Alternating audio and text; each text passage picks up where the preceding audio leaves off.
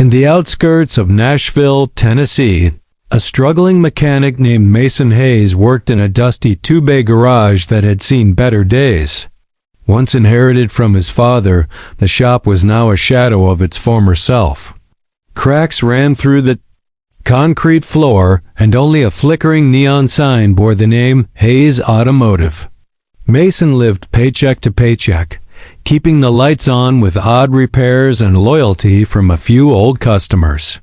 But when a sleek black van pulled into his lot one morning, he had no idea that everything was about to change forever. From the van emerged a woman in a wheelchair, graceful yet reserved. Her eyes were sharp, her hair perfectly in place, and her demeanor radiated quiet confidence. "Are you Mason Hayes?"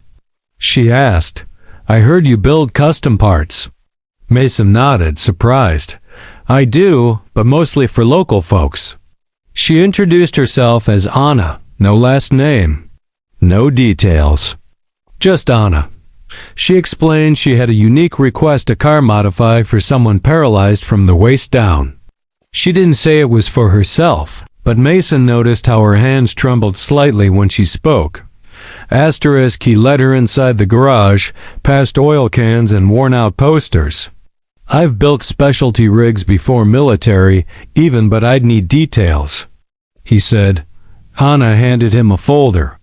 Inside were sketches, dimensions, and specs for a complex hand control system. It was intricate, thoughtfully designed. "Did you draw this?" Mason asked. Anna gave a small nod. "It's something I've dreamed about." Mason was intrigued. "This'll take weeks. Materials alone won't be cheap." She didn't flinch. "I can pay." She reached into her bag and slid an envelope across the table cash.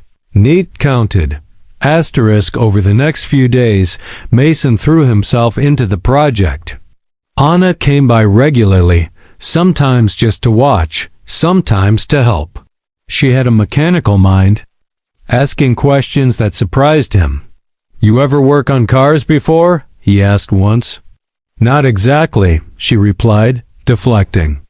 But Mason noticed how she instinctively knew torque specs, wiring colors, and airflow principles. Every visit felt less like a transaction and more like a connection. And slowly, Mason began building not just a car but a friendship with the mysterious woman who seemed to understand engines almost as deeply as he did. Mason worked late into the nights, welding brackets, installing hydraulics, fabricating custom mounts. He borrowed tools he didn't have and called in favors from friends. He wanted this to be perfect. "I don't know why this matters so much to me," he admitted to his friend Carlos. "But it does." Meanwhile, Anna watched quietly, bringing sandwiches, coffee, and once even a homemade pie. "You don't need to do all this," he told her once. "I know," she smiled, "but I want to." Still, she never revealed more about herself, where she was from, how she knew about him, or why she trusted him. One stormy night, Mason sat on the garage floor, grease on his face and exhaustion in his bones. Anna rolled in, holding an umbrella and a tired smile. "You okay?" she asked. He sighed. I might lose the shop." He explained how the bank had called again. 3 months behind on payments. "I'm doing this for you, but after this, I'm out of time." Anna looked stricken but said nothing. She simply handed him a thermos of hot coffee and stayed until the rain stopped. He didn't know it yet, but she was already planning something much bigger than a thank you. Finally, after 6 weeks, the car was finished. A sleek matte gray sedan with modified pedals, hand controls, a voice-activated console, and a fully adjustable seat rig. It was beautiful, practical, empowering. Anna's eyes welled up when she saw it. "Can I try it?" she asked softly. Mason nodded, pushing her chair toward the custom driver's side. He helped her transfer, secured the safety harness, and stepped back. She turned the key, engaged the controls, and the car glided forward smooth, silent, powerful. Anna's face lit up in a way Mason had never seen before. "It works," she whispered. "It really works." Asterisk as she drove slow circles around the lot, Mason watched with pride swelling in his chest. But when she stopped and turned to him, there was something serious in her expression. "There's something I need to tell you," she said. "I haven't been completely honest," Mason frowned. "What do you mean?" She hesitated, then added, "I didn't just come here because I needed a car. I came because I heard about you. Your work, your kindness, your story." Mason blinked. "How would you have heard about me?" Anna smiled, wheeling back toward the office. "Because I own the company that funds garages like this one." Asterisk Mason stood frozen, unable to speak. "What do you mean you own the company?" he finally asked. Anna turned slowly in her chair, eyes kind but firm. "I'm Anna Caldwell," she said, "CEO of Caldwell Innovations. We invest in small-town repair shops, green tech garages, and adaptive automotive design. I didn't come here by accident. I've been watching your work for over a year." Mason stared at her, stunned. "You've been testing me?" She shook her head. "No, trusting you. I needed to know if you built with heart. And you do. That's why I'm offering to save your garage." Asterisk Mason leaned against his workbench, processing it all. He thought about the past year, the sleepless nights, the missed meals, the moments he nearly gave up. And now, the woman he thought was just a client in need turned out to be someone powerful.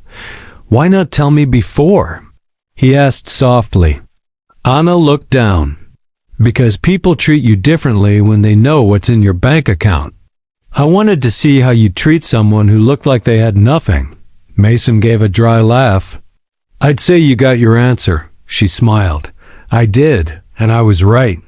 Asterisk Anna explained her plan. She wanted to fund a full renovation of Hayes Automotive new tools, expanded bays, solar panels, an apprenticeship program for veterans and youth, all under Mason's name. "I want this to be a model garage," she said. "You'll run it. I'll back it. And you'll never worry about the bank again." Mason felt emotion rise in his chest. "Why me?"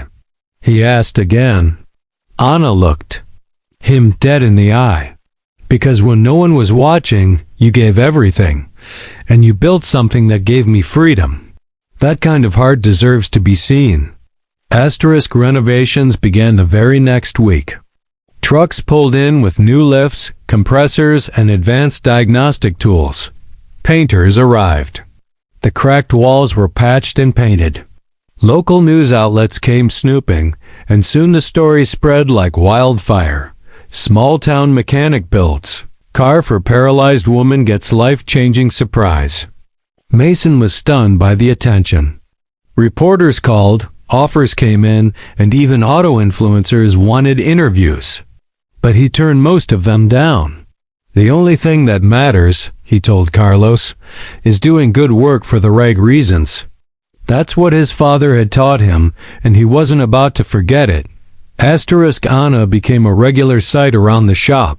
Though still bound to her chair, she seemed lighter, now more alive.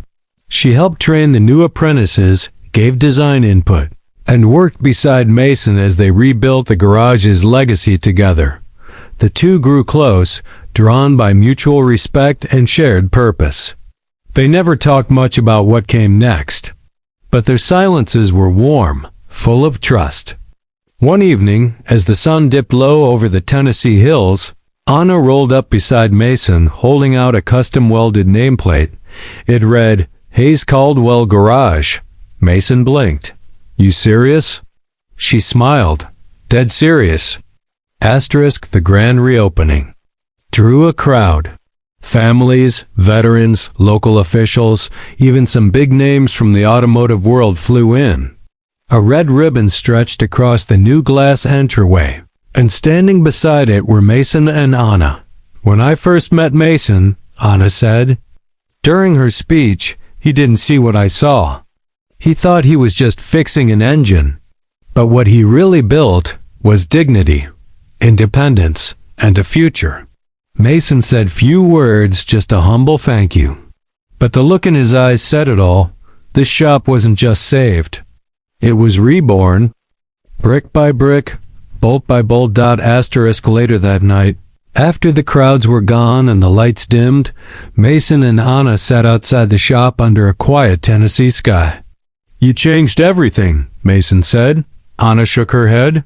"You did, I just gave it a push."